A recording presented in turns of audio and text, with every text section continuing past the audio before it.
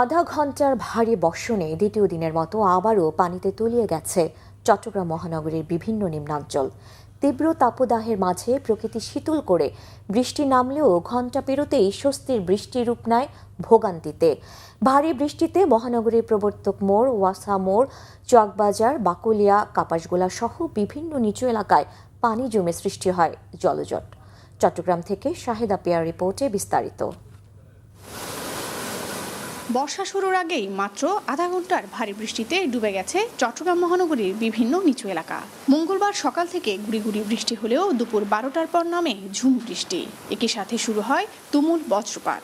তীব্র তাপদাহের মাঝে প্রকৃতি শীতল করা বৃষ্টি নামলেও আধা ঘন্টার ব্যবধানে স্বস্তির বৃষ্টি রূপ নেয় ভোগান্তিতে। মহানগরীর প্রবর্তক মোড়, ওয়াসা মোড়, বাকুলিয়া, কাপাসগোলা, আগ্রাবাদ সহ বিভিন্ন নিচু এলাকায় পানি জমে সৃষ্টি হয় জলজট।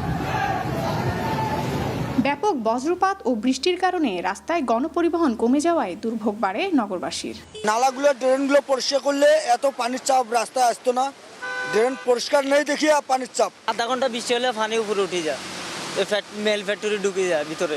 গাড়ি নাই, রাস্তায় যাই নাই, গাড়ি নাই, গাড়ি দুর্ভোগ, পানি উঠে যায়, নালা ভরে যাচ্ছে, কি করবো আর। আমার গোড়া গাড়ি সব নষ্ট হয়ে গেছে, যেই পানি হয়েছে এখানে। নালা নর্দমার কাজ অসম্পূর্ণ, এই কারণে গিয়ে আমাদের চলাফেরাতে অনেক বিঘ্ন ঘটতেছে। বৃষ্টি 10 মিনিট পড়তে না পড়তে পুরো এলাকা ভিজে গেল। হাঁটতে হাঁটতে পুরো পায়ের জুতো ভিজে গেছে। কলেজ থেকে বাইরে দেখতেছি এক হাঁটু পানি।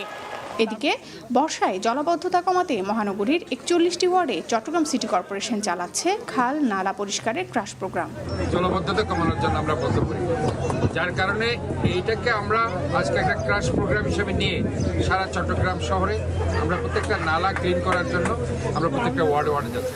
অন্যদিকে চট্টগ্রাম, কক্সবাজার, মোংলা ও পায়রা সমুদ্র বন্দরকে 3 নম্বর স্থানীয় সতর্ক সংকেত দেখিয়ে যেতে বলেছে আবহাওয়া অফিস। সে সাথে আগামী 3-4 দিন মাঝারি থেকে ভারী বৃষ্টিপাতের সম্ভাবনার পাশাপাশি ভূমি ও পাহাড় ধসের সতর্কতা জারি করা হয়েছে। শাহেদা পিয়া, বাংলা ভিশন, চট্টগ্রাম।